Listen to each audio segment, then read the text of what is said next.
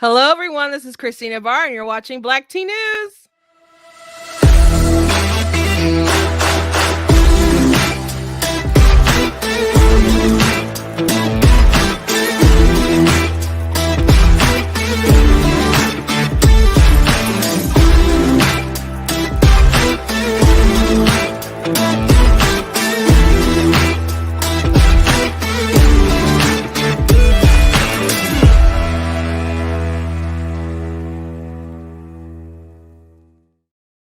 Hello. Welcome to Black Tea News. And you guys know on Saturday nights, I like to review some TikTok videos and normally have a guest on. I have a great guest on tonight. Before we jump into it, I want to encourage you guys to go to blacktnews.com, check out different content that I have on the website, different articles and different videos. Thank you all for sharing, for jumping on, for subscribing, hitting the notification bell. I know why you have to go through the hitting the notification. Obviously, you want to see things if you subscribe, but we know the tech giants do what they do. Please consider going to the website and checking out different merchandise that I have. It's kind of getting late for the Christmas season, but if you want to get any kind of books or anything, you can do that last second. I'm sure Amazon would love to send you something for Super Kid or other kind of books that we have for your kids, for your family and your friends. And of course, we have other merchandise on the website at blacktnews.com that you guys can get. But I just want to jump into it and bring on my guest. How are you guys? You may recognize anti-communist Goth. Is it Lana or is it Lana? Lana. So I showed your video on my show. Which one? The one with at the abortion clinic. With the regret for with that. So I thought it was a really powerful video. I also showed the response that you had, and you got really good feedback when I shared it on my page. So everybody thought, what you did was brave, and I know you got all kinds of adoration for people. Did Live Action end up sharing your video? I saw they commented on it. So they ended up messaging me and asking if they wanted to share the video, or if they could have permission to share the video. And I said yes, and they said they would share it on their TikTok and Instagram, but they never actually did. So maybe it could be like a scheduling issue. Some of these places have videos scheduled, and so maybe mine's just scheduled for a week from now. But they did ask me permission to share it. I said they could. They just haven't yet. Now, on your page, at first, weren't you just kind of talking economics and arguing with socialists and things like that? I'm sorry? Before on your page, weren't you just normally arguing economics and... Yeah, so when I started my page, I definitely just wanted to be kind of just anti-communist, which would be basically anti-leftist, and talking about social issues and some of these radical left propaganda that's happening in our country. And then, I don't know, something made me share my experience, because I do think that the radical left is pushing eugenics propaganda through Planned Parenthood and through the idea that abortion is like a healthcare and a right. So I shared it, and now it's kind of turned into me responding to a lot of pro-choice arguments, but hopefully I can get back to the way it was. Or if it goes just straight up talking about pro-life, I'm okay with that too, because I am passionate about that as well. So it's everything: economics, politics, social issues, and now pro-life. So when you really started getting into it, was it the reaction to the Texas bill? Because that's when I first started noticing you talking about it a lot, or at least yeah. So I've been pro-life for a while, but yes, I started noticing that people were reacting emotionally to this Texas heartbeat bill, specifically the fact that they thought that women were going to be thrown in prison or criminalized or anything. And I could tell that they weren't actually reading the bill, which plays into the idea that the left doesn't actually do any research in general, let alone reading bills. So yeah, that was probably the point at which I started talking about pro-life versus pro-choice, Roe versus Wade, and how this is playing into the Supreme Court and hopefully it being overturned. And then therefore, me posting about my personal experience with it, because I thought I was arguing with a lot of people, and they kept saying, well, you've never been in that position before, you don't know how it feels. well, I actually have been in that position. I know what women go through, the turmoil of trying to make this decision between being selfish and doing the right thing, and also the process at Planned Parenthood and how much it's lacking in education. So I felt like sharing my story would um, legitimize my perspective a little bit more. Yeah, I would talk about all sort of things, I guess, that span my conservative worldview, but my page really started becoming like a pro-life page after I comment on one video, which don't love to comment on video on other people's stuff because then there's all these comments that'll come under it, and I'm like, well, I might as well get content if I'm gonna be talking to people. That's how I feel, and so but it was on a video that went super viral with some girl talking about how we're not really pro-life, and she's like, are you pro war? Are you pro such like she's like, what about gay rights? I'm like, gay rights? What does that got to do with anything? They And always change the goalpost. Yeah. so I said, all these, this 3-minute video, and you don't even understand what pro life is. So then all these people started commenting, and then I was just replying. My sister's like, is that gonna be all your content right now? I'm like, I got a reply, and then I got banned for like a week, and then so I was sharing people's stuff in the drafts just so I can come back to it. Because I'm like, because I had just got the reply power, the video reply power. So on other people's videos with the comments and stuff. So I'm like, I'm gonna get them. And then I commented so much that she ended up blocking me. So I've been blocked by so many people over this one topic. Like, at least commies like to debate, but I'm really surprised my video, the initial one, like the dramatic or cinematic one that I have, hasn't been taken down yet, because several people have told me that they've personally reported it for misinformation, which is surprising that a personal experience can be misinformation. But I've had several people tell me that I'm being manipulative, that I'm being gaslighting, that I'm spreading misinformation. And I'm like, whoa, wait a second. And I think that's why I'm taking the time to respond to a lot of these comments, because, the lack of knowledge about Planned Parenthood, the abortion industry in general, but also embryology and fetus development. I thought that was something that was taught in like elementary school, middle school, but it's not. So, like, my latest video where I talk about when a heartbeat actually starts and when the 4-chambered heart actually finishes developing at 6 weeks. I'm getting a lot of like pushback on that, and other people who are like, no one's going to listen to this. And I guess like, I knew that people were uneducated, but I didn't know like how far it went.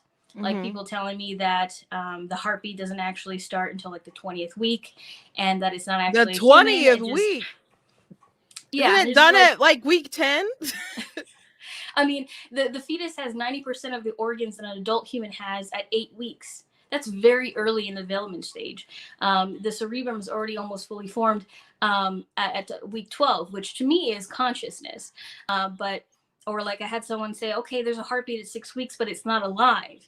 And I'm like, then what constitutes something being alive if not a heartbeat and also brain activity? Or like, the comment I responded with that video was her saying that the heartbeat that you see on an ultrasound is just electrical firings. It's just electrical impulses. And I'm like, do people truly not know what a heartbeat is? Because that is what a heartbeat is. So the lack of education that people have, yet mixed with how passionate they are about this topic, is just, to me, disappointing, I guess. But I don't know what I expected. Yeah, I mean, I think the only time people really go into depth like that in high school is if you take an anatomy class, but I don't remember they wouldn't teach that far depth into like what a fetal heart does, I mean, I did take a big heart test. That was a big deal, man, studying for that, but but not even everybody takes that class. Some people take zoology and some people take anatomy, and everyone knew anatomy was harder, so they took zoology. And I'm like, I don't like animals that much, so I got to take anatomy because I'm like, I got to care about the content a little bit more. So for me to do really well. So no, you definitely don't learn all this stuff in school. One of the biggest pushbacks I get is people saying that if we just had more sex education, I'm like, but what would you teach? Yeah, so a lot of people ask me that too. Well, are you going to teach abstinence only? And I'm like, no, I think comprehensive sex education, of course, being age appropriate, would work. But I think introducing, especially to slightly older kids like middle school and high school, not only the emotional ramifications of sex, but also fetal development. I think that that is what comprehensive sex education should be, because you are creating a life, a human, and to fully understand what that means should be a requirement in sex education, and therefore in public schools. My boyfriend actually did tell me that Catholic schools and other religious schools teach fetal development in their sex education. And maybe that's why so many religious groups are pro-life, aside from, you know, what the Bible says about it. But I think if we were actually teaching kids that it's not just a clump of cells, that it has all the complexity of the human anatomy starts so early, then maybe they would think twice about, one, having an abortion, but also maybe even having sex. So When I was in health class, and it wasn't a sex education class, but it was like high school health class, they let us know we cannot talk about this topic. They're like like, you cannot talk we about cannot talk about abortion or abortion. fetal development. About abortion. We cannot talk about the topic I at wonder all. why. Maybe they thought it was too political, too hotly contested. I don't know, but again, that's why I go back. I'm conflicted when people say we just need more sex education. But what are you trying to teach?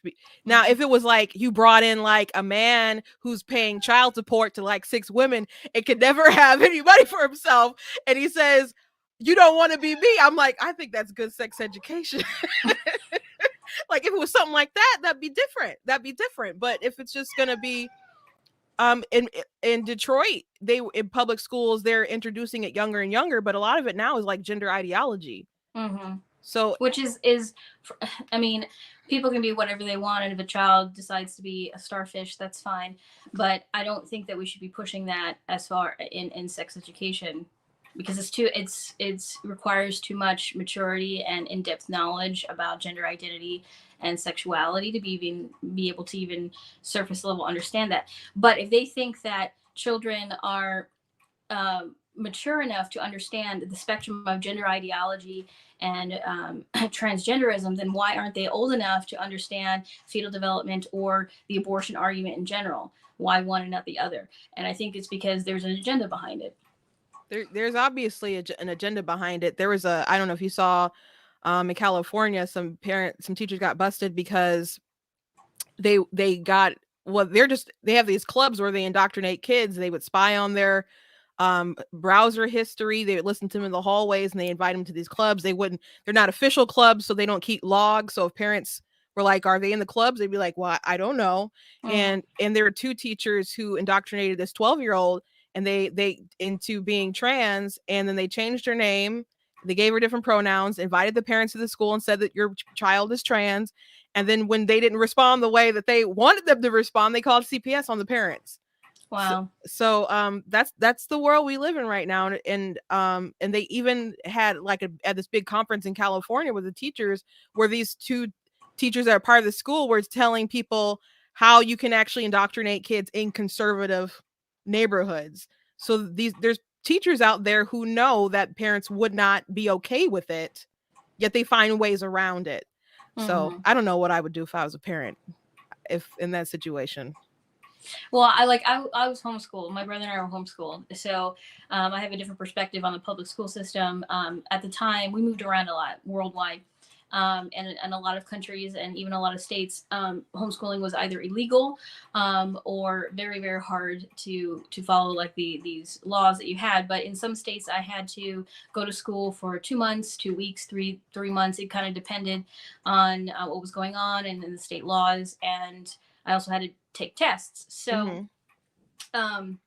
when I was there, it was just so different. And so my perspective on public school versus private, or even like religious schools or homeschooling, is that it is just an indoctrination machine. Now that isn't like a new revelation or anything, but of course, public schools are going to teach other kids how to indoctrinate people, because that is what they do, is indoctrinate children. I don't So. disagree. I think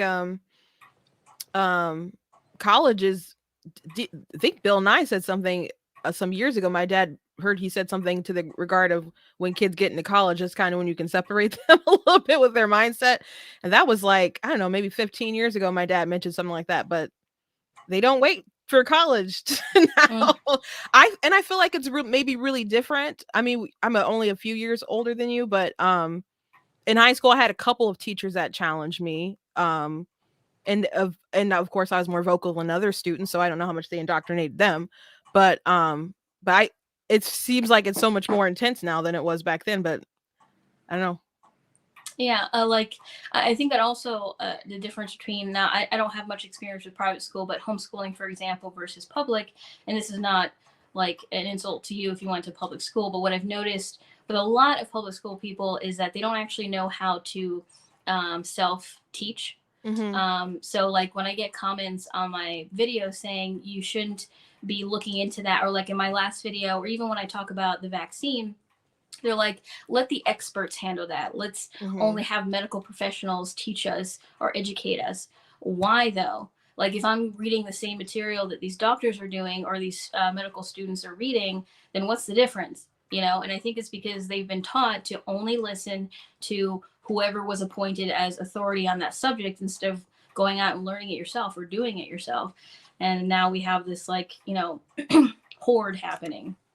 No, Right. I agree with that. A lot of schools just teach you what to think rather than how to think. There's a lot of things people ask me about subjects that I know, and I'm like, I learned that out of school. Mm. Like I learned that on my own, and especially because I write historical fiction fantasy book that takes place in the Civil War. So a lot of information I was just kind of self taught, and even learning some of that stuff, I'm just like, why didn't I know this? Like, and we had like Black History Month programs, but it was just like the same. Jesse Owens and Harriet Tubman, and there'd be these little books that we'd read every year, and sing a song here and there. But that was it. Nothing like really in depth that maybe could I don't know. I think people talk about critical race theory teaching honest history, which is not, but it's like I think there's a lot of things that they don't want to teach kids so they can like the optimism that these people had, like the real mindset of people like Frederick Douglass and George Washington Carver. They don't want that stuff taught in schools because it's too empowering. No, they don't actually want to empower anyone. But like most things within socialism, which I would consider CRT to be one something on the radical left, they're all Trojan horses. You know, they're the theory behind what it's supposed to be doing is very different than how it's applied in reality. Yeah, I'm so sick of this conversation. Well, people saying it's honest history. I'm like, read the material. It literally tells you otherwise in the material itself. But let's get into some TikToks. So I Yeah. referenced your video. So I want to go ahead and play it, but just a little setup before so people understand the context. There's a trend of this sound where you're watching yourself in the past and you're trying to warn them. And most of the time, people try to do one that's most of the ones I've seen have been pretty funny, and yours was the one that was definitely the most Yeah, emotional and I tried to go a impacting. different way with it. Yeah, So no, catch you off guard. you did definitely catch me off guard, but it was powerful. So we're gonna go ahead and go ahead and play it. And it might go too fast for some people, so I'll just explain. It's you looking back at yourself at abortion clinic and coming to regret your decision.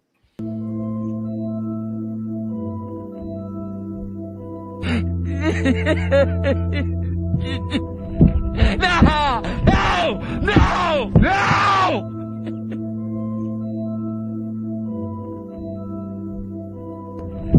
No! No! No! No!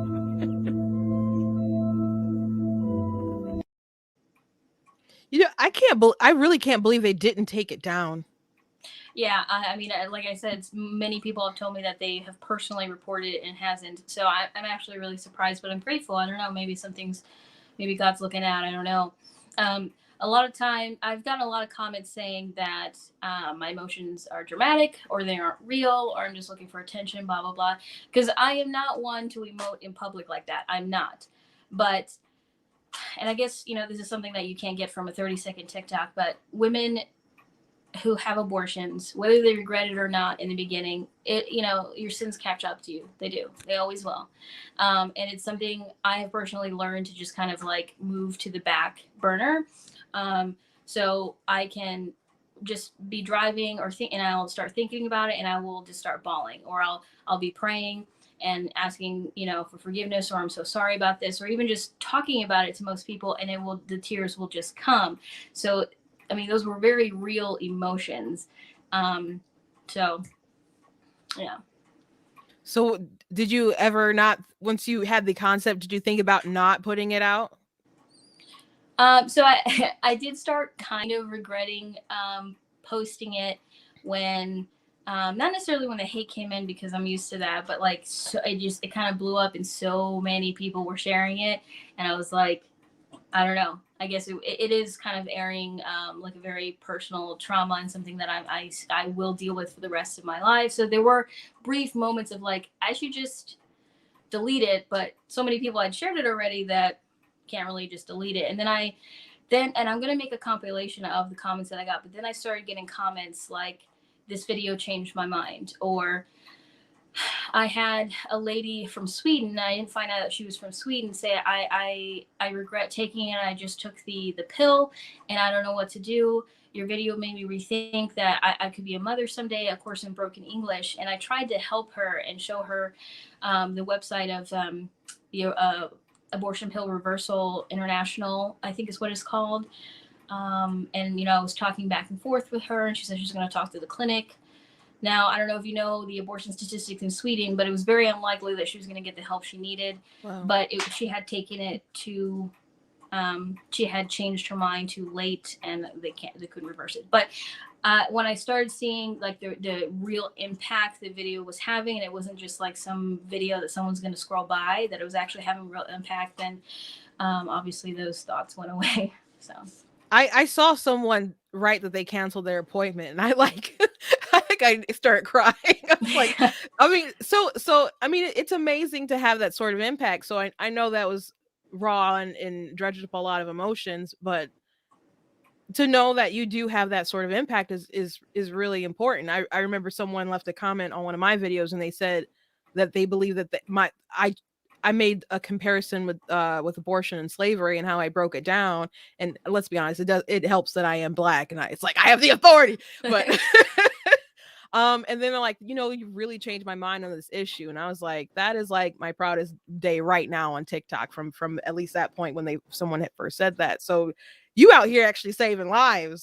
So well, again, there's no guarantee that in the moment they may have written that comment, and then a day later the issues that made them feel like they were helpless could have came rushing back in, and then they reversed their them changing their mind. I have no actual proof that it's actually impacting people long term, but I have hope that even out of the 10 comments that I got of people changing their mind, only one of them did.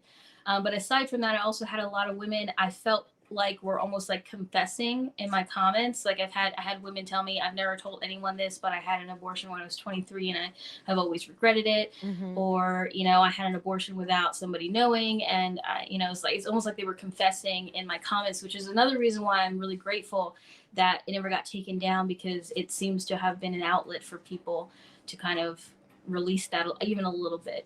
So, and also it's opening conversations up, like the subsequent videos that I made explaining certain fetal development.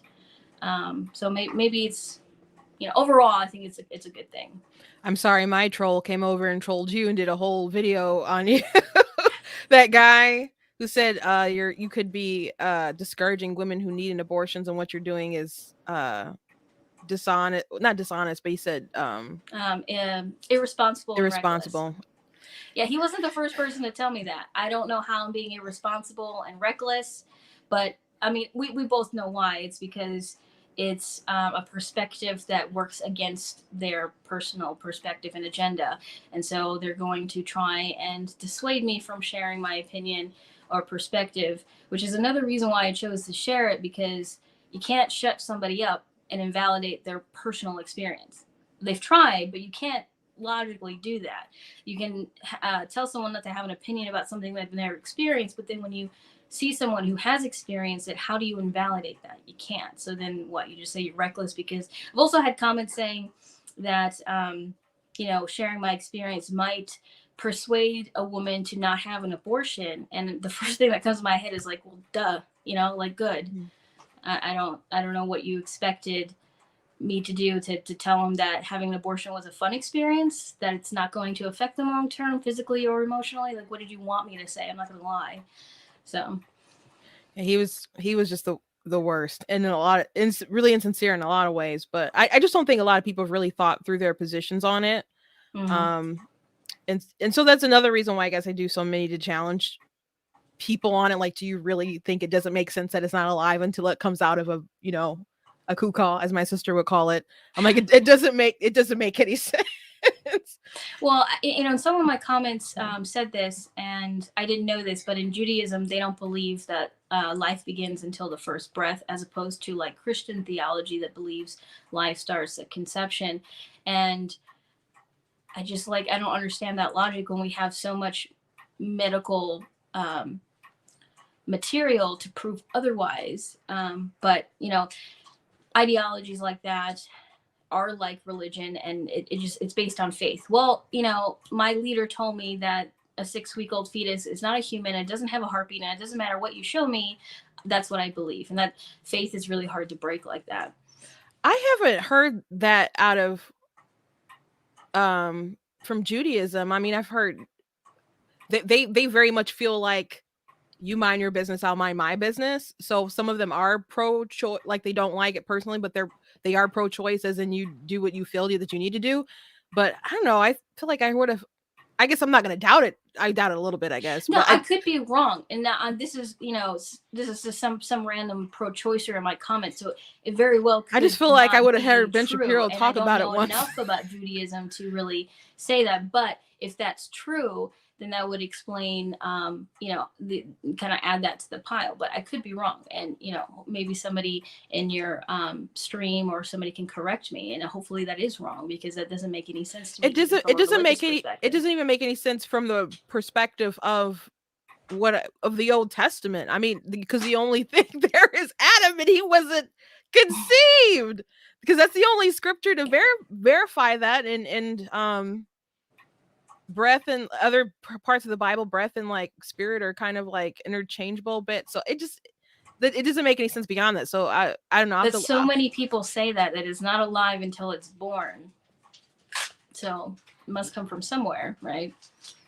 I just thought it was delusion. I didn't think it was.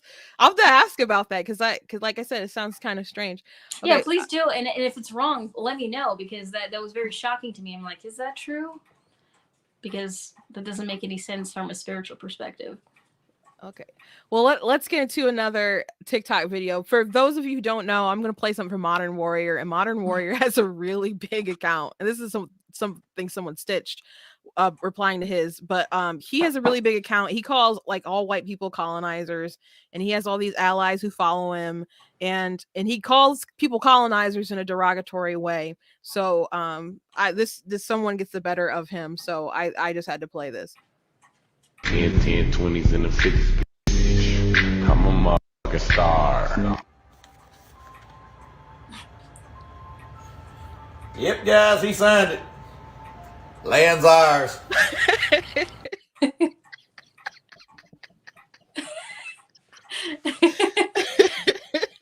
That's my favorite one out of all of the stitches to that video. Oh, you've seen this one? Mm-hmm. Oh gosh, I haven't done any stitches to his videos before, and I think I've only done one video talking about him really at all, when he was someone recorded one of his live streams, and he's like, I like white people. I like my car. It's white. I have a white dog. Yeah, he's being super sarcastic. I've seen that one. Yeah. But I'm just like, I replied to that, and I'm just like, can you imagine like if a white person said that about black people?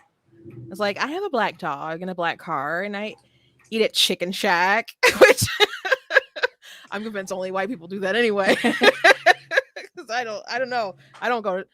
It seems like it's just grease to me, but I'm not a fan of Chicken Shack. So it's amazing to me that he has such a big account, and obviously he targets people, he harasses them, he bullies them, but I replay the wrong way to a person, I may lose, my video may be taken down for hate speech or something like that. So it really puzzles me. There's a bit, I'm sure you saw the Tizzy video when he went Yes, I after, even made a video replying to it. and for those of you who don't know, he went after one creator and just said the most vile things to her, and then she did a reply video talking about her history of domestic abuse, and then he replied and said, "Oh, a hit dog will holler," and I'm like, Yeah, it's like it doesn't, like, I disagree with what she said to a certain degree, but I would never say that about anyone. Mm-hmm. Anyone. I don't understand why he's getting away with that. He blocked me, by the way. After you did it? Yeah. After I called him out and a lot of people tagged him in my video, he ended up just blocking me. And I think the video is down again, but he keeps winning his appeals. So TikTok's not doing anything about it. I just got a video taken down, and I made the video 3 minutes. It was like a little documentary about Kyle Rittenhouse and critical race theory, and I made sure it was 3 minutes so I could put it on TikTok. And they flagged it for hate speech. And then I appealed it, and the appeal went in very fast and was rejected. And then they said it was for like illegal activities or something. So I'm like, so it's flagged for hate speech, and you guys took it down for another reason entirely. And it showed a little bit of the Kenosha riots, but I'm like, I thought this was just a peaceful protest. So what is it?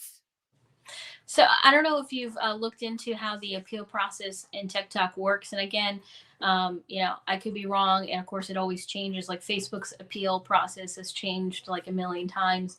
But if something gets flagged a certain amount of times, someone reports it 50 times. I don't know what the amount is, but it gets flagged and it gets immediately taken down. You appeal it, and it has to go through like 12 individual people. And all of those people either have to, it's like a ratio of like 7 out of 12 people think it's hate speech, then it'll be taken down. But it actually has to be seen by like a real person. So that doesn't actually remove the bias, because you could just happen to get 4 radical leftist TikTok appeal judges, and of course your video would be taken down. Like I have a video that I posted a while ago where I literally just read the information packets from the vaccine, like the ones that come with the vial in the box, and it was taken down for child safety. So like, I don't know what's going on in the appeal process over there, but someone's extremely biased. I still find that hard to believe, because sometimes it'll happen so fast with the appeal. I'm like, no one looked at this. I'm like, it was like not even 10 minutes, 5 minutes. I believe, I put in an appeal, and all of a sudden it's just still hate speech, and it wasn't hate speech. It could be a word you use, because some words you cannot like at all say. Like I had a video where I say the words Saddam Hussein, and I could not get that video to stay up until I started saying SA instead of Saddam Hussein. So maybe it could just be like a trigger word. I don't know. I know sometimes they automatically will flag things, so I won't. And it'll be so annoying. I'll do a whole reply video where someone says something about racism, and they say something in mean, but it's in the comment that I'm replying to, and so then they like, it's an automatic like flag. And usually if it's just automatic flag, I just take it down and just like whatever, because I don't want to get another thing on my account. I also wish I knew how the like if it's like a point system, like you can have 6 videos taken down in a year before you start getting banned, and you can be banned from commenting or posting 3 times a year, and at the end of the year it all gets raised, kind of like a license point system. Mm-hmm. But I wish I knew how that worked. Yeah, I wish there was some clarity on it too, because I was surprised for a while that I wasn't getting like day bans or whatever, and then the last time I was on a day ban, and so I figure the next time I'll be on a a week one is the next one. But I don't want to lose my account, but I've never been like mass targeted from my knowledge. But have you ever been mass targeted? Not yet. Well, I guess it depends on what your definition of mass, because a commie trucker really doesn't like me, and he's had his horde of commies just flood some of my videos. But I haven't been taken down because of it, but I do get like like a horde of commie trolls every once in a while from his page. You know what? That reminds me, because I was going to stitch one of his videos, because he said if you voted for Biden just because he wasn't Trump, that was a good enough reason. And I that can be, but what did you think was better about Biden than Trump? Because a lot of people don't have legitimate kind of views about that. Because if it was like because Trump was the racist, it's like, dude, I have a long list of like some legitimate things. Is because you thought Trump was a liar. I'm like, Joe Biden lied about participating in the civil rights movement to Black people in a church. Like that's really bad. So whatever reasons people thought Trump was so bad, I'm like, did you realize that Biden was the same thing or worse? Like he was mean to the press. Obama and them actually prosecuted and went after people and it was stalking journalists or but people have short memories. And I would say there's too many kids, but he's not a kid, so he should at least know a little bit. Yeah, I get communists that are young. Because like when my brother went to college, you talked about how when people enter university and start getting indoctrinated. My brother went into college and all of a sudden he was this leftist and he had a poster of Che in his bedroom. So like I get why young people are communists, but how does like an almost 40-year-old not know?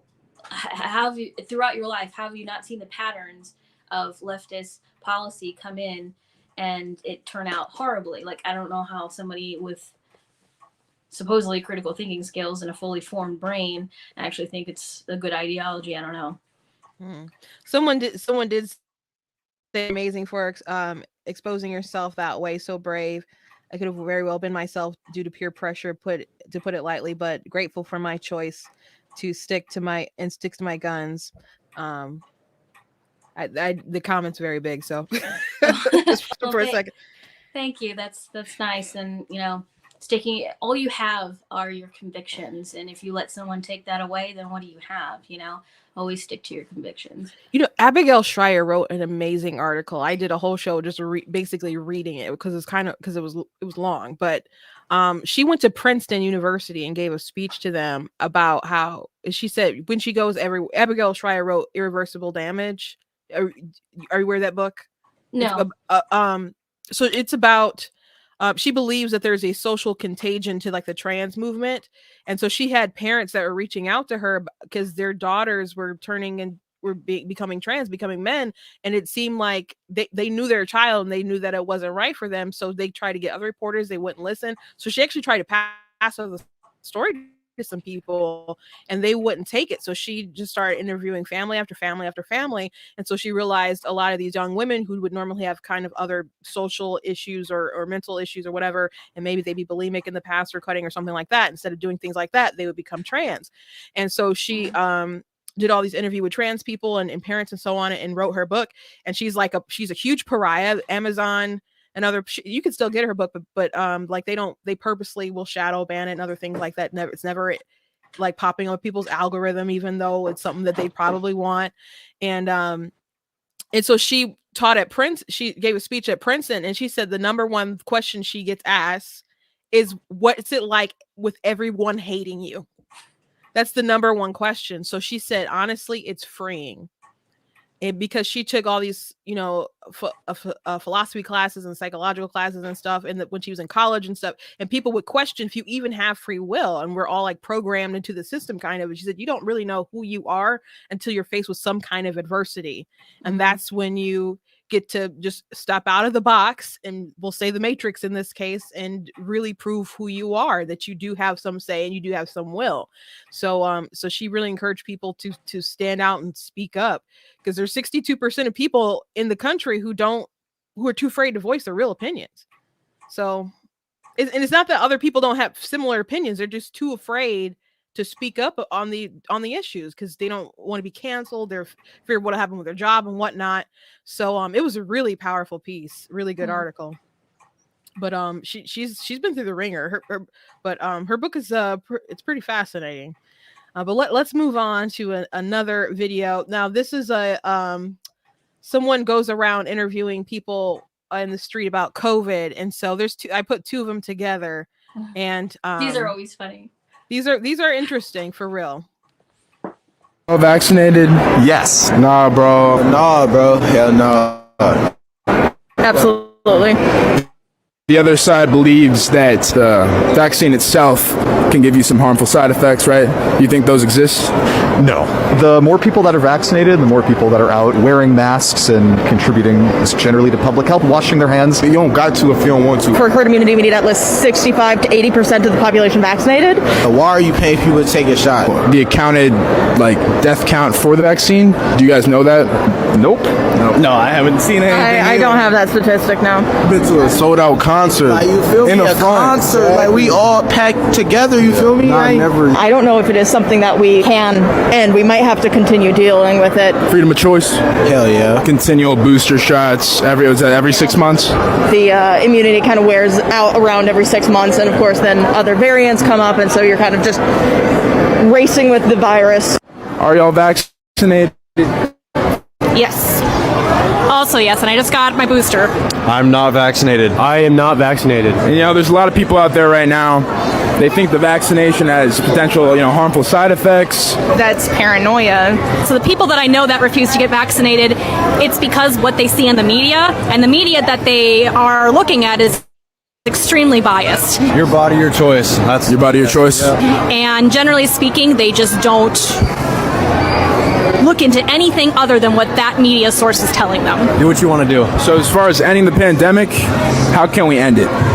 Getting vaccinated. Yep, getting vaccinated, doing things like wearing the mask when the CDC says you should wear a mask, and yeah, vaccines, they work. Okay, so they work so much that lady there just got her booster. Yeah, there's still so wearing many my- comments there that just do not make any sense. I was kind of like, yeah, with the black guys, I'm just like, preach, brothers, preach, because it doesn't make any sense, and they're saying it's just paranoia for people who, if they believe there are side effects, have they? Yeah, so the side effect thing, I've had this argument with so many people. It's like, if you've been paying attention, which most of us have been, you will have seen that at the beginning of the pandemic, they changed their mind so many times about the mask and social distancing, and then when the vaccine rolled out, they said it is 100% effective and there are no side effects. And then time went by and they couldn't say that anymore. And because of the VAERS system, they looked into it, and now they know that myocarditis and pericarditis and blood clots are side effects. But for some reason, no one's aware of that. It's like people still think there are no side effects. And this 100% or 99% effective rate with the vaccine, all of a sudden now you need boosters. So wouldn't that cancel out the lie that they told us? But science never changes, right? It's like, how do you not see it at this point? That it's not really science if it's changing almost month by month. It's just straight up lies so they can have control over you. I don't know how people don't see it. I don't get it either. And obviously people don't know because the media doesn't want them to know. I saw an ad that popped up locally with the from I don't know what state you're in, but in Michigan, they had the health department do a commercial, and there's kids talking about how they want to get the vaccine. They're like, it'll just go away, the virus, and they're like, we do it so people won't die, and so I won't spread it. And I'm just like, there's so much misinformation that they're using for these poor little children, and I'm like, it's endemic. It's not going to go away. It's here. Mm-hmm. And we just need to go back to normal life. But it's just like Fauci the other day was on TV talking about your kids can get it. There's been well over 100 cases, even though there's been 2 million people or over 100 deaths. And they said he said there's been 2 million cases of kids. I'm like, since the whole entire pandemic, there's been like 100 and maybe 250 kids who've died between the ages of 1 to 14, I think. And every death is tragic, but more kids have died from the flu. So, just like I saw a video of this lady who took a video of her. I would say it was a newborn, very, very young. Obviously, the baby tested positive for COVID. And she was like, this is what happens when you don't get vaccinated. Her dad and I are fully vaccinated, and we've been putting her in quarantine. She doesn't go to daycare. She doesn't go to. And I'm thinking to myself, then how did she get it? If you're both vaccinated and she doesn't leave the house, how did this baby get it then? It must have been through you, and you're fully vaccinated. which should show you that vaccinated people can still pass it on. This was back before they actually admitted that you can still pass on COVID when you're vaccinated. And I'm just like, I mean, I'm sorry that the baby is sick, and I hope that by now that it's better, but how did she not put two and two together and say, I actually infected my baby, not some random stranger at Walmart who didn't get vaccinated? But I guess that's too much critical thinking. Did you see the CNN article about a woman who died from COVID, and they were all she was vaccinated because her family was vaccinated, and they put it in the obituary that she died because other people weren't vaccinated? No, I didn't see that. That's ridiculous. It's just like who is that petty? Like they're always saying that, well, if someone got the vaccine and then died of a heart attack or blood clot, there's no true way to connect the heart attack or blood clot to having the vaccine, which is fair. But then how do you say that someone who died of COVID is because somebody who wasn't vaccinated, when vaccinated can pass it on to other people? It's like, you can do it, but we can. It's so frustrating, but that's bad. Like, that's her obituary for the rest of her life. Or her eternal life, I guess I should say. And you know, some people collect those. My mom collects obituaries. She's like, you want to see my collection? I'm like, that's weird. But some people keep them. And so now, when I go to a funeral and she doesn't go to one, I'm like, do you want the obituary, Mom? And she just takes another one, just put it in her little pile. Yeah, that is really weird. Also, did you hear that someone did a FOIA request to get the information on how unvaccinated people were spreading COVID, and the CDC said they don't log that information? So if they don't, if you're unvaccinated, they didn't see how, if you were still like spreading after reinfection. No, I didn't see that article. So they don't want to know if people who have it naturally can spread it to other people, but they know that people who have the vaccine can still spread COVID to people. So if they're not collecting that data, they obviously don't want us to put two and two together or be able to make comparisons. Yeah. I mean, I think they are collecting the data, just like, I think I have it written down here because I was going to do a video. What is it? So I'm probably going to get these numbers wrong, but they're starting to notice that people who are dying of myocarditis or just like heart failure in general, or sudden heart failure, are starting to almost like be 5 times the normal annual rate of virtually any other year. Yet that those statistics aren't on the CDC website. They're not on CNN, of course, and they're not. And the ones that are trying to spread it on TikTok or Facebook, whatever, are getting, silenced or banned or whatever. And like, just who is not paying attention? Who's not paying attention to this stuff? Like, at this point, almost 2 years later, how are you still advocating for the government to vaccinate you? I just don't understand it.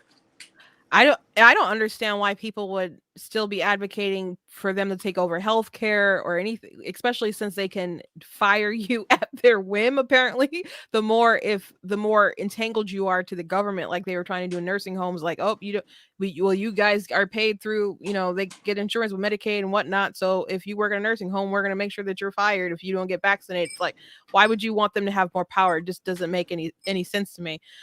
Speaking of doesn't make any sense, here's a socialist talking about this is like in the middle of an argument between a socialist and a libertarian regarding healthcare and how it's paid for. So I thought it was a pretty interesting conversation.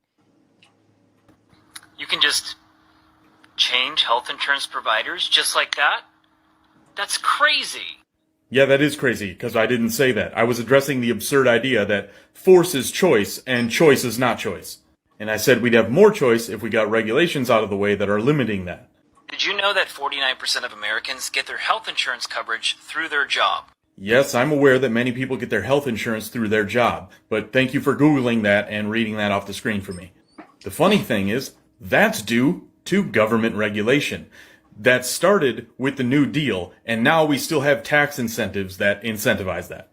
I run a business. I employ people, and I provide health insurance to them. When we set up the insurance program, we decided how much we wanted to contribute from the business towards each employee's health insurance policy. And as a business, and by the way, job creator, so you should be listening to everything that I'm saying, it is a very large expense to the business that we could be using hiring more people, or raising wages, or putting into research and development, or whatever it might be. What I find interesting there is that you don't think that money is earned by your employees, that it's not part of their wages. It's just something you decide to give them, but they haven't really earned it. What is your solution for everyone who can't afford private insurance on their own and they're stuck with whatever they have? Where is their choice? A truly free market, which will lower costs and increase your choices.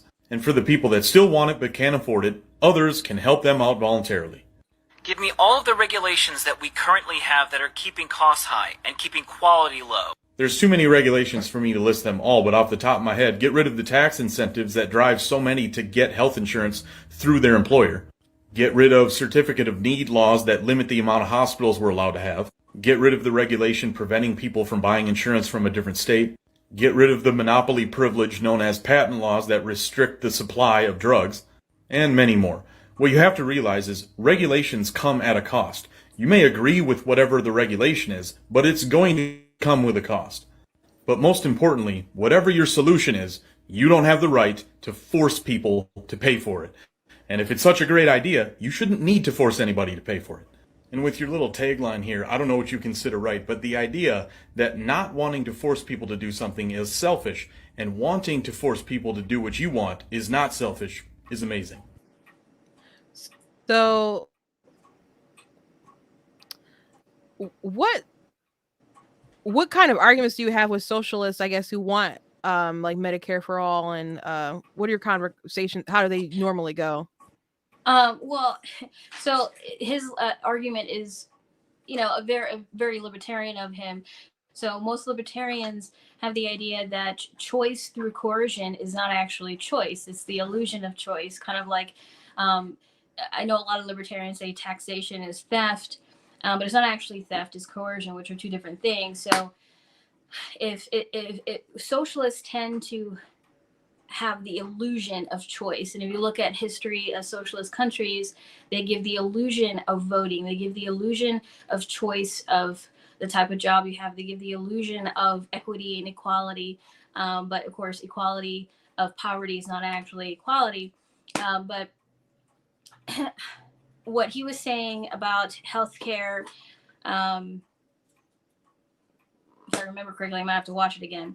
But most people who want universal health care don't realize that you'd have to essentially be forcing someone to pay for someone else's health care. Mm-hmm. And that is a restriction of freedom and choice. But then they say, well, the government, socialists at their core think that the government is on their side and that they wouldn't give us a plethora of options that were bad for us. But every time the government has gotten involved, just like when we have this, we don't live in a capitalist economy, we live in a mixed economy. Mm-hmm. So once you start regulating, having government regulations on any industry, especially something as essential as healthcare, you're not actually giving people options. You're having government interests rule what options they have, which means whatever they think makes the most money, like this vaccine thing. Like if we had universal health care, not only would, like Canada, not only would the vaccine be mandated, but you wouldn't have a choice of what type of vaccine, what manufacturer you have. So it's actually removing choice and personal liberty. So his argument is very libertarian of him. But yes, most socialists don't understand that the second you have the government involved in anything, it automatically removes personal liberty and choice. And it removes efficiency. Like look at any government-run program. It's not efficient and mismanaged.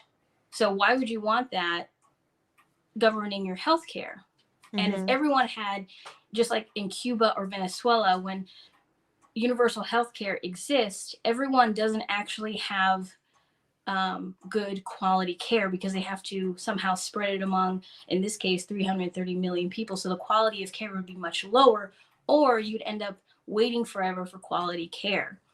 Like in Cuba, having their tier system where you have the good quality doctors for tourists, and then you have the second tier for government officials, and the third tier is like there's leaks in the roof and nobody has aspirin or band-aids but are somehow doing surgery in dirty hospitals. So when you spread out equality like that over 330 million people, it's impossible for anything to be quality or efficient in any kind of way. But they don't see it that way. They think that the government has enough money to supply us with good quality healthcare and housing and food and all these essentials, but they don't.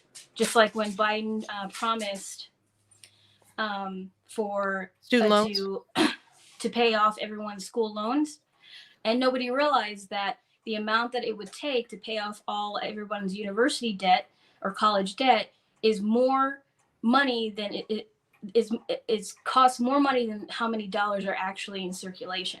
So like, I don't think people are actually aware how much stuff this costs and what you would be sacrificing by allowing the government to tell you what you should do with your money and your body. You'd be sacrificing everything.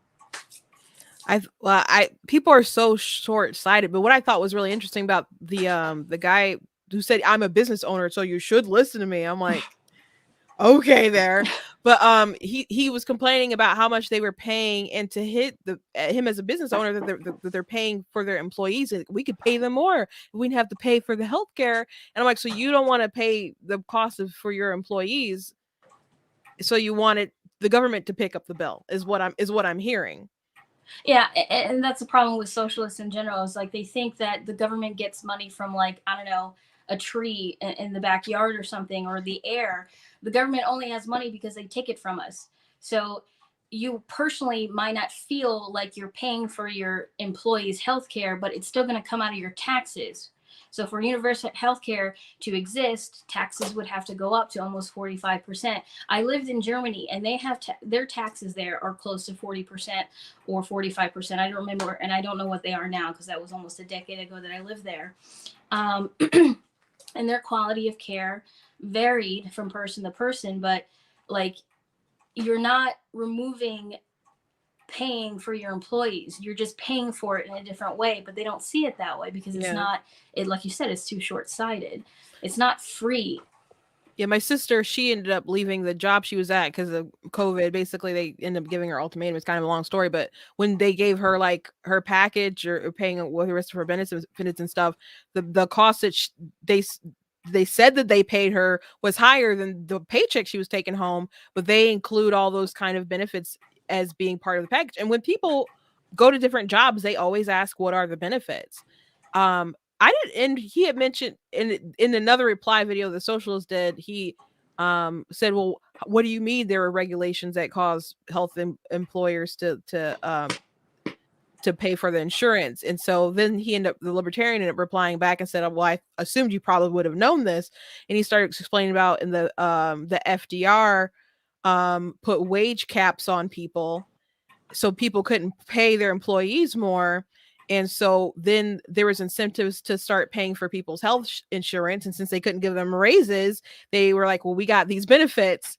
And so since they were taxing companies extraordinarily high and doing the wage caps, I'm like, this was like a really crazy time to be alive. Yeah, I mean, socialists regard FDR as, like, you know, one of their saviors or whatever. And he actually believed in segregation.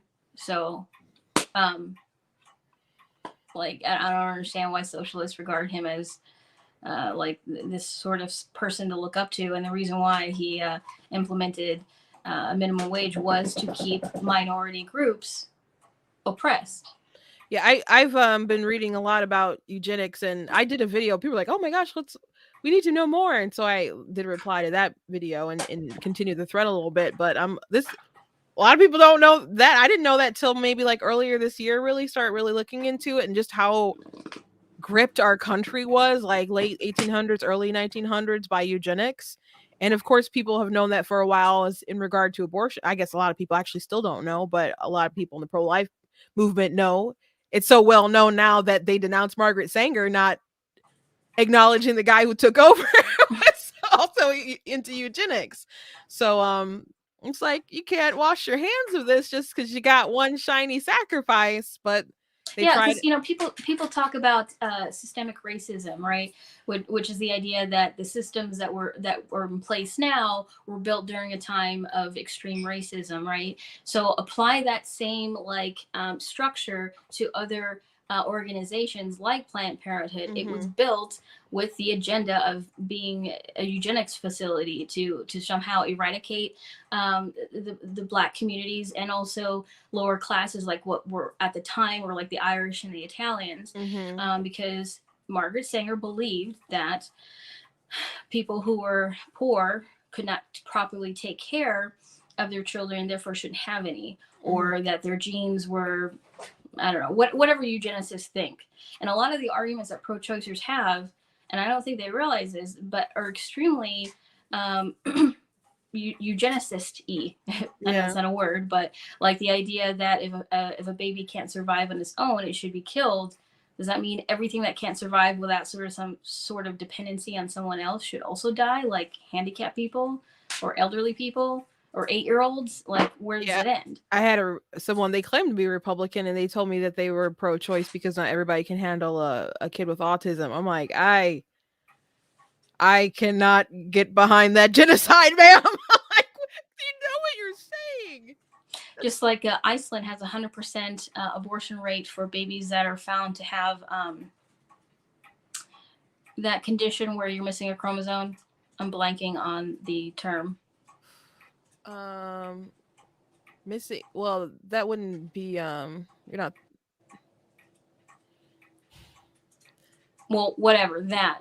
Yeah. It'll come to us in like 10 minutes and it'll be random. But there's 100% abortion rate in Iceland for that. And I'm like, how do you not see that that's clearly eugenics being implemented? Just like Margaret Sanger also founded the International Planned Parenthood Federation in India. Is it Down syndrome? You talking about Down syndrome? Yes, thank you. Yes, Down syndrome. Oh, thank you. Comments. What? I said thank you to the comments. Yeah, it's pretty bizarre. It's pretty bizarre what those arguments are, but I didn't realize how much it was into our economics. And when people talk about we need to learn honest history, and they talk about systemic racism, and I think it's interesting, the first thing people usually mention that's kept Black people so down still to this day, even though it's illegal now, is like redlining. And I'm like, that happened under your boy FDR. Like, that's why I don't understand why FDR is regarded as a socialist, like, leader or God or whatever. He wasn't a good person, and the things that he implemented made it, again, like I said earlier, everything in socialism is a Trojan horse. He implemented the minimum wage to make it seem like everyone would have a livable wage, but it ended up just keeping people exactly where they were as far as economic social status. Yeah, I someone was talking about FDR and had a quote of them talking about the livable wage, because people talk about today and they're like, FDR thought this. I'm like, FDR was not a good person. FDR, it was a classist concept, because they believe certain people shouldn't have to work for certain wages, but they knew other people were willing to, so you had to price them out of the market, so there'd be higher wages for people who didn't want to work for next to nothing. So and they knew that it would hurt people, minorities, and anyone who wasn't, I guess, an Anglo-Saxon. And it was a crazy time. But I wonder how, because they had to back off after like World War II and Hitler and stuff, but I wonder how, because they still use so many of those same arguments, and we know there's people who are into population control still at high levels of power. So I wonder how much of this thinking is really still prevalent but just not really talked about. Mm-hmm. Yeah, well, and going back to the universal healthcare argument, when I hear socialists say that, they don't realize that in doing that, that also would put people in extreme poverty, in situations where they have zero autonomy over what happens to their body. The more government control, the less freedom, the less autonomy you have. And I don't. That's why I don't understand why people focus on racism so much, but not any of these other systemic problems. But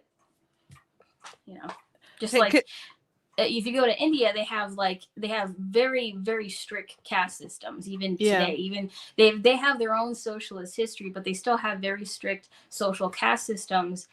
And when you compare that to the United States, how can you still think that there is like this strong systemic racist like energy looming over us? I don't understand. We wouldn't have millionaire black people if black people were truly oppressed. Like Well, Candace Owens is a millionaire. yeah, Several NFL players are millionaires. it's such a good grift for people, but there's people who legitimately have bought into it. There's people who um knows that for them the ends justify the means, regardless of the fact of whether it's true or not. Using race as a weapon like that will get them to what they want, like critical race theory. There's a quote from a book that I think Stefanchi and no, maybe it's Delgado and Kimberly Crenshaw, Words That Wound or something like that. And there's a quote in there about critical racism, and it says critical race theorists embrace subjectivity and they're avowedly political. So they have a goal, and if these people want to change the world and reshape it, they're not going to wait for the maybe that your kid might graduate high school, go to college, and then go to a law school and take this program. They put it in school, in high school, in elementary they can, middle school. It's on kids TV shows and adult TV shows. It's pretty much everywhere, and it's been around for a while, but it's definitely mainstream, and there's been a lot of activists that have drawn more attention to it, and there's commentators who talk about it. I talk about it a lot myself, but and parents are waking up, and maybe they can't explain it in a very elegant sort of manner, but they know it's bad. And it is bad. And but race is a weapon, and communists have known that for a long time. They've definitely known that for a long time. And and well, what I was saying earlier about people who are in extreme poverty in these universal healthcare socialist type countries, take Cuba, for example. So infant death mortality is kind of like a universal way of gauging. It's like a barometer for gauging whether a country is doing well or not, is their infant mortality rate. Mm-hmm. And so what Cuba does is, if there is even a slight chance that a baby won't make it after it's born, they abort it. So their abortion rate is like sky high, but that's to keep their infant mortality rate very low. And that is just one of many examples why universal healthcare is actually extremely dangerous for people in like poverty line or below it, because they don't have control over what happens to their body. Because who knows, lady goes in there and she says, oh, you have a risky pregnancy, you have to be very careful, and after it's born, you might need, this medical procedure and this and that. Well, instead of providing those things under universal health care, they'll say, no, we're just going to abort it. That's too much of a risk. That's too much investment into a baby that might die. But again, people are too short-sighted to see those things. And also, every time I talk about these things with Cuba or Venezuela, or even Canada that has universal health care, they say I'm a victim of propaganda and I don't know what I'm talking about. I don't know everything, but just these few anecdotes to me are enough to at least question the idea that universal healthcare is probably not a good idea. I don't understand, because there's so many people who despise Trump and didn't trust a single thing coming out of his government when they'd have the briefings or whatever. And that's fine if you don't, but if you don't trust the government when it's the guy you don't like in power, why are you willing to give everything away when it's interchangeable? And maybe is it just because they figure they can game the system so much that it won't matter if we switch back and forth, which honestly we could be getting to that point. But if it can betray you at one point, it can betray you later. I just don't understand surrendering that much power to somebody else. And if they know that the government has lied and that the government is racist and has built these racist institutions, or at least from their perspective, that's what they believe. It doesn't make any sense. Then why advocate for the government to become even bigger? Like Big Daddy government, this world government. Like, why would you, if knowing that, from their perspective, how corrupt the government is, yet you advocate for it to be bigger? And I know why, because the socialists always come back with this argument, or communists say, well, according to theory, there would be no state. And I'm just like, but you never get to that point, because once you've handed over that much power to the state or the government, they don't give it back. They don't. No, Ben Shapiro, or very early on in the pandemic, I'm really grateful to the Daily Wire and how they're doing the lawsuits and stuff against Biden. I appreciate that. But I remember back very early on, he was like, don't go to church. You're disrespecting God if you do. And I'm like, and he's like, every pastor and mon and everyone that I'm aware of believes that. And I'm like, Ben What? Shapiro said that? Yes, yes, he Wow. did. And then I was mad at him, and I was watching everyone else's page because I knew like Michael Knowles wasn't thinking that, and I'm like, I want to see y'all fight. I'm like, let them fight. Like I wanted to see him go at it because I'm like, this is so bizarre, and I'm angry tweeting at him like, this doesn't make any sense, and I'm like, what is it? I don't care what your imam and your priest or whoever said. I'm just going by my Bible, my church, and which my church never actually shut down. I understand people being upset or scared, and I'd have discussions about all the time. But I'm like, at least respect people going and try to protect people going because it's still their right to do that. And then he also tweeted, everyone who's pretending like these are going to be things that stay in place, stop overreacting, and people who are trying to make it so, just stop it. And I'm like, oh, like just some timeout Karen mom energy right there. I'm like, the government doesn't just give power back. And so No, it and doesn't. fast forward over a year later, he's like, we're suing the president of the United States. Like, and I'm glad he's doing that. However, I will never forget those tweets. I will never forget them. The internet is forever. The internet is forever, and I screenshot them. I screenshot them. I was so disappointed in them, and I understand people being afraid, and he's very pro-vax, and that's fine. I'm not anti-vax. I just don't, I'm just have a healthy distrust of government. But and I think everyone can assess their risks. I think that should be up to the individual, and people definitely don't want people making informed choices. Yeah, I tell that to people all the time when it comes to the vaccine or even abortion. I'm like, if you truly believed in choice, then you would allow for information to exchange freely, which means that you wouldn't advocate for any sort of censorship through the means of how we communicate nowadays, which is social media. So if you truly want people to have informed choice, then why censor things that go against the choice that you would make? Makes zero sense. But people pretend to support choice and individuals' freedom, but they don't actually. They just want everyone to agree with them. No, there's very few people who are actually legitly applying their principles across the board and don't just make them pick and choose like my body, my choice. I'm like, but you're pro mandate. Mm-hmm. Yeah. Okay. Sure, whatever. This next video I want to play. There's a Kids Bop version of the song WAP. Oh, yes. Did you see that one? It cracks me up every time. I'm blown away that someone would make this, and to the people out there who haven't heard this is amazing. It's just amazing. And this is someone who actually try not to laugh. React to the Kids Bop version of WAP and try to keep your score under 50. I said, I like to eat 11 days a week. Wings and pizza, stuff that crust with extra cheese. Yeah, we feasting on some wings and pizza. I'm so hungry, I can't stop. Bring that wings and pizza. Give me all the ranch you got for that wings and pizza. Pizza Hut is a piece of art. Extra large, click add to cart. Eat Parmesan right off the plate. Red pepper flakes got me sweating hard. Wings so hot, making me cry. Dabba the Reaper, I wanna die. Lemon and pepper, all of my fries. I paid in cash, my car was declined. Bake that bun, watching it rise. Bigger the cake, the bigger the thighs. I'm gonna bounce these Big Mac buns right in the back of my yard. I'ma scream for ice cream out in public, make a scene. I got cookbooks, but I don't read.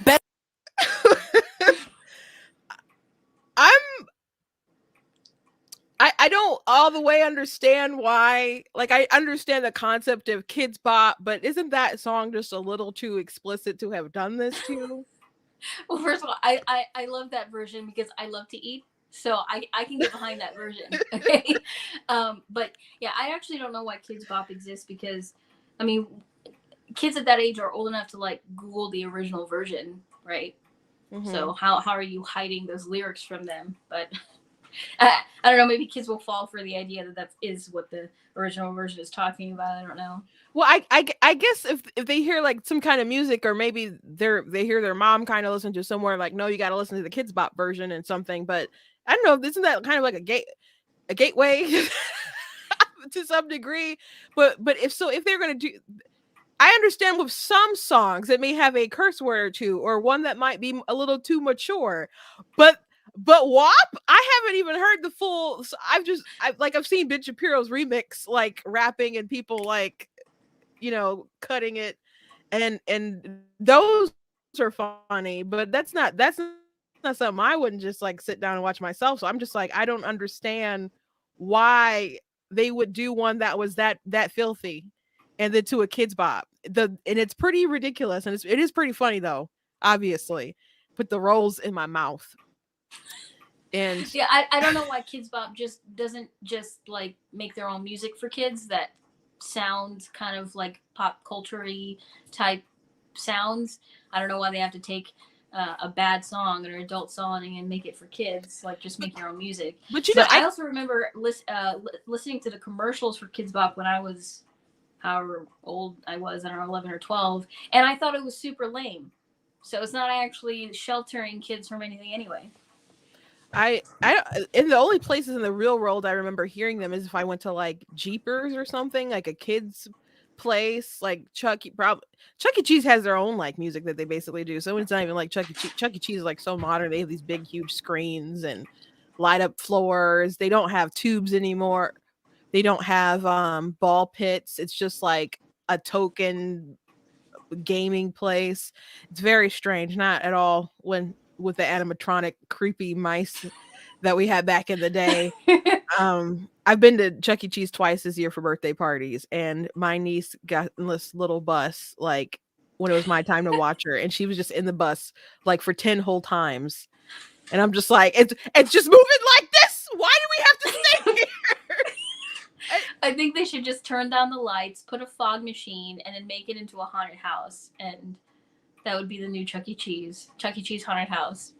Some of them would probably really like that, but they don't even have the robots really. It's just a big screen, and when it's time for like Chucky to come out for your birthday, don't come out for all the kids. They come out for like it's your birthday. Everybody can dance with them or whatever, but they come out and it's someone in a costume, but that's it, and they sing along with like the Chuck E. Cheese and them on screen, and it's very, very modern, and there's no more really creepy dolls and stuff. They may play a video of ones that are slightly less creepy than in the past, but like I wanted to do a TikTok going to Chuck E. Cheese and take a picture of him being like, "This is an imposter," but I didn't bother doing it. But it's really strange. But yeah, that's the only places I would hear like kids bop music anyway.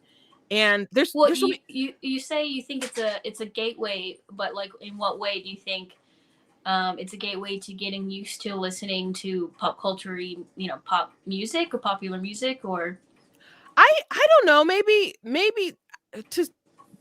well, with that particular song, because when you kind of want to look up like what's it really, and then but there's some people who do not actually care, and they'll play the most absurd stuff for their kids. I can hear like my neighbors, they have a bunch of little kids or whatever, and sometimes there'd be a time or two I'd be like knocking on their door. I'm like, can you please turn that down? And I'm just so amazed that they have these little babies with this music blasting. Well, that is not appropriate. And I'm trying to pray and get prepared a sermon for Sunday. Like, can you please turn that down? So I don't get it. And then there's so many people who make original music for kids that make a lot of money. Like Baby Shark. Well, now that you're saying it, so I'm sure you've heard of this too, that not to get super conspiracy theory on you, but the idea that most of Hollywood, including musicians, are satanic and they're Satanists. And so the music that they create are at frequencies or tones or whatever that open things in your mind to accept those types of concepts. So if you were to just change the lyrics but keep everything else, it would literally be a gateway. I don't know. I don't know. I don't know about that deep, but I do think there's obviously people in the music industry who are into that stuff though. That I don't know about the because music. we already know that certain frequencies can calm your mind, or like listening to classical music can actually help you study. It can help your memory. You know, we have studies to prove this. So if that's true, then the opposite could be true, and that certain frequencies in music or noise could, you know, have the opposite effect and scramble your brain or make you feel anxious or make you feel angry or any of these things. So I don't know. Changing the lyrics would keep all that there. I know music can affect so much of your mood, period.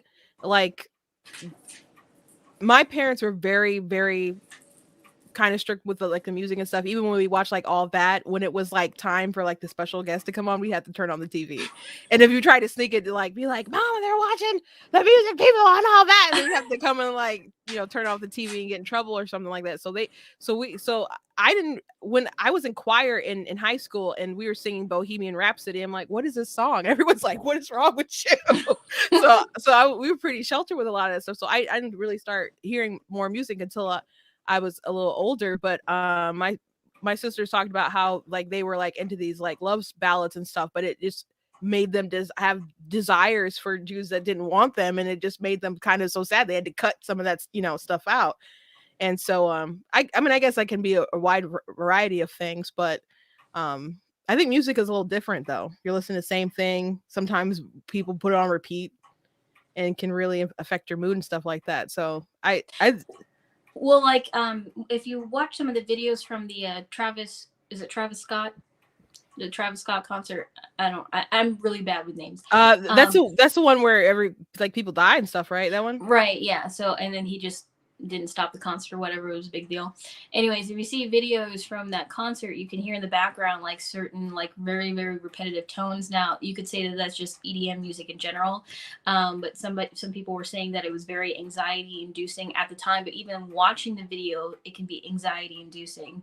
So yeah, music frequency can affect the listener. So I don't know. People said he also had like some kind of like occult sort of imagery and stuff too. Is that? Yeah, so he had his version of what looked to be the gateway to hell, or the portal to hell, I think is the actual title, something like that. And it's like you know, big like portal or entryway, but it's the shape of a mouth, and then, you know, it's people going in and out, or not in and out, but in to hell. And so that was, I mean, I don't know if that was done purposefully, but again, like conspiracy theory. I don't know if you're into this conspiracy theory stuff, but that would make sense to me. And then to also completely disregard people's cries for help. You can hear it in the background. Watching the ambulance carts in the audience and still not stop the show, I don't know, seems pretty demonic to me. Yeah, well, people was mad at me because I got into this big argument with this person who said they were Christian, but over Disney Plus when they had Beyonce's Lion King thing on. And so they had one song, Scar, and this woman has like a demonic manifestation like in the song, and the lyrics are, "In the jungle ain't no Bible." And there's, I can't remember all the other lyrics, but at one point she's like, she has these contortionists in it, and she's like moving weird. There's all this smoke and it's dark, and her eyes go white at one point. And in the lyrics she talks about my white eyes are all white now and other stuff. And I'm just like, this is on Disney Plus. Yeah. I'm like, this is what Disney wanted associated with a Lion King. And I don't personally have Disney Plus. But if I personally had it, I'd probably been like, we cutting this out now. Because that was too weird to me. People were like, "It's y'all too spiritual," and with the blah blah blah. I'm just like, I have eyes. I have eyes. And Beyonce has some weird music. I mean, there's one song she had, and it's based off of a poem, but she still put it in her. It was in her Lemonade album, I think. Something about sticking pages of the Bible in her vagina. Yes. Like, yeah. Even if it wasn't the Bible, like, why would you? That's not healthy for you. Yeah. So I'm like, these people are into weird stuff, and they're just like, it's not a big deal. It's based off of a poem. I'm like, I don't care. She put in her music. She decided to highlight it. There's a lot of poems out there. Yeah, like, you know, we're gonna choose to ignore that, but let's focus on canceling, I don't know, that movie with the cats in it that's supposedly racist. I don't know, I haven't seen it, but like they've been canceling a lot of Disney movies for racism or insensitivity Like the to Aristocats certain or Oliver and cultures, but Company. we're just gonna ignore like, you know, the message that we're sending to some of these kids. I don't know. Yeah, that was bizarre to me. Bizarre to me. So I just got two more that I want to show. This one that sums up our crazy generation right now. Men are not objects. We want to be treated with respect. Yeah, let me get a number 5 with a large fry and a Coke. And a Coke. And that'll be all. Hey! Go you. You shot and killed 2 people, put their bodies in the back of a car, and then lit the car on fire. I sentence you to Hey, yo, free the homie. He said he was sorry. He said he was sorry, Judge. I have a petition with 12 signatures on it. So that is very on brand for right now. I have had moments, by the way, where people are just like, oh really? Have you experienced that? Yeah, like, cause I go to, I write books, and so I go to like a Comic-Con or something, and at my table, and there people would come up to me like, "We're making sure to stop by all the black tables," and I'm just like, I let them buy, of course, because I'm a capitalist, and I turn to my sister who'd be helping me. I'm like, "Can you imagine if a white person just went to all the white tables? Like, I'm going to all the white, you know?" It's just so bizarre. I'll take your money, but it's weird. I mean, I'd rather someone take my money, be genuinely interested in what I'm creating, and then leave a review, because that's what actually helps me in the long run. If you actually want to support people and not just do it to virtue signal, that actually helps me if you have real genuine interest in what I'm doing. But another time someone came by the table, all he saw was I was a black woman selling products, and he was a gay white guy. It literally had glitter on him, so he's kind of fluttering about. And I'm not being homophobic. It's just I don't know where he got that glitter, but it was like on his neck, on his hands, it was everywhere. So he's like, "Oh, so what are you doing?" So I explained it. He's like, "Are you queer?" I said, "I'm not queer." And I'm like, "I'm bone straight." And he's like, "Well, you can be straight and still queer." I'm like, "I'm not queer." And so he's like, "How are you straight but queer?" How does that work? I don't know. So he said that they were having some kind of event, and they wanted black women or whatever to be the leaders and to speak. So he's like, all he knows, I'm a black woman selling products, and he's inviting me to be a speaker at an event.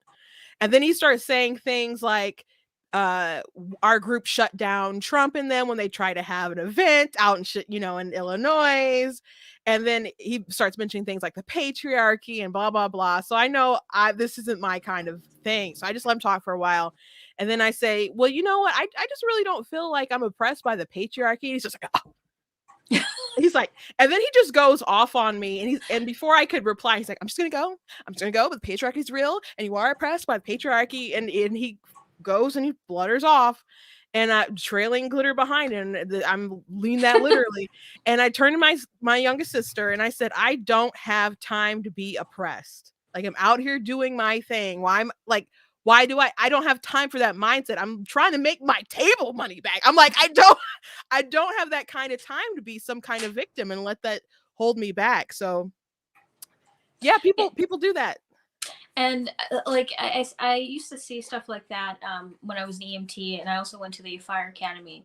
And I don't think people truly understand how literally dangerous it is to allow someone into a space that is not actually qualified for that job, whether it's because they're black or a woman or whatever. Like when we were doing drills on holding the hose line, you're supposed to do it by yourself just so you can feel how much pressure and weight is in. But since I was a woman, they said, "Oh, let me help you with it." And I said, "How is this helping me when I actually have to do this by myself?" Yeah. And I saw women who were getting all these crutches basically because they were women, yet also somehow being pushed into these positions because they needed more women in these positions. And then when it came down to actually doing this stuff, a lot of them couldn't do it. So you can see that with affirmative action too. When that was first implemented, they were putting a lot of black people in colleges, and then they would drop out almost the same year a lot of times because they weren't actually prepared, not because they were Black, but because they were picked solely because they were Black, and they were put in these colleges that they weren't prepared for, and they ended up dropping out. So it actually hurts the cause to force whoever's the minority at the time into these positions that they're not actually prepared for simply because they're minorities. If you truly wanted to help these minority demographics, then you would help them from a very young age instead of just saying, oh, you're a woman, become a firefighter. Doesn't matter if you're strong enough. Or, oh, look at you, you're Black. Here, let me just throw you in Harvard and, into a biochemistry major. And Yeah, if they really wanted to help, like they would look at some of these schools that they always want to protect that are kind of more on the failing side, but they're in these particular communities. It's like they cannot compete with these other schools, and it's not because people are racist. It's just because of how the schools are. Like in my like half my school career, I was like in an urban setting, and then we ended up moving to a rural setting. And so my oldest sister and brother graduated from Pontiac Central, like in a not too far from Detroit, kind of like a it's a Black kind of urban area, and they had people stealing money, all kinds of stuff up wrong with the school. But and then my brother ended up going to like community college to do like architecture, and he didn't realize why he was so far behind everyone else. We go out to like our rural school, they have CAD design classes already like available to kids, so they go into these careers already prepared with the stuff in their arsenal, and he's already behind. And I there's some schools that were great, there's some schools that are not. I did overall like my public school that I graduated from. I'm not surprised that the one I would have originally graduated from is now closed. But I would never put my kids in a public school for that personally. Not personally, but just throwing more money at schools also doesn't help, because you don't know how they're appropriating funds. You don't know who's stealing money. My Pontiac Central, they were one of the schools that like Bill Gates gave like computers to. And so my oldest sister, she graduated in 2000, so she overheard some church members talking about the computers, and she's like, well, where are the computers at? And so teacher was like, I'll show you. So she brought her to a locked room, opened the door, and there's all these computers that they never set up. Oh, wow. And I guess they never set them up because they couldn't do something with the network or whatnot. They just didn't figure it out. So they just had these new computers that at this time were a couple of years old now, that they just had sitting there and never worked. And when my dad heard that, he was so upset. He's like, I would have figured that out. I would have got some other parents to volunteer, and we would have tried. And my dad loves technology and stuff. He's not as savvy as he used to be, but I mean, he still loves it. But they could have got some volunteers or something, but they just let that stuff sit. So it's just a lot of incompetence, and people want to throw more money at it. Well, like schools aren't funded when they are funded, for sure. Yeah, well, that's another example of how when you let the government allocate resources, whether money or some other tangible resource, it's always going to be inefficient. Yeah, it's just the truth, and I don't understand why socialists can't see that, but I guess really because they feel like if they get something out of it, then it's fine. I think that's what it's about.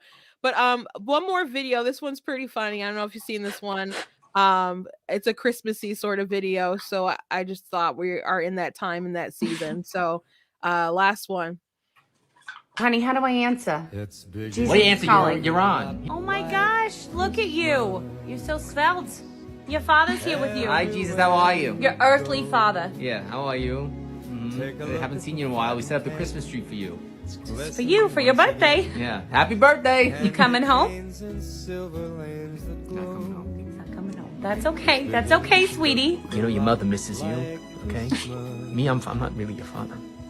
But you should come home for your mother. Oh, hi, sweetie. Look no, at you. You're it's crying fine. now.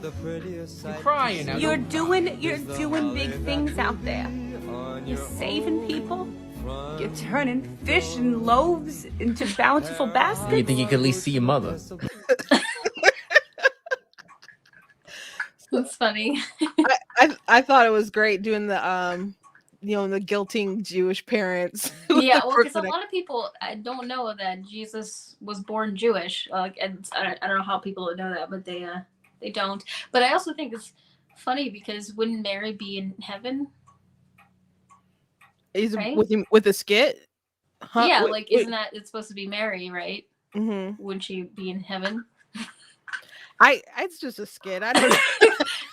But it is funny. It's cute.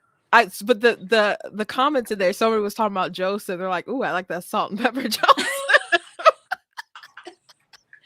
Stop sexualizing them.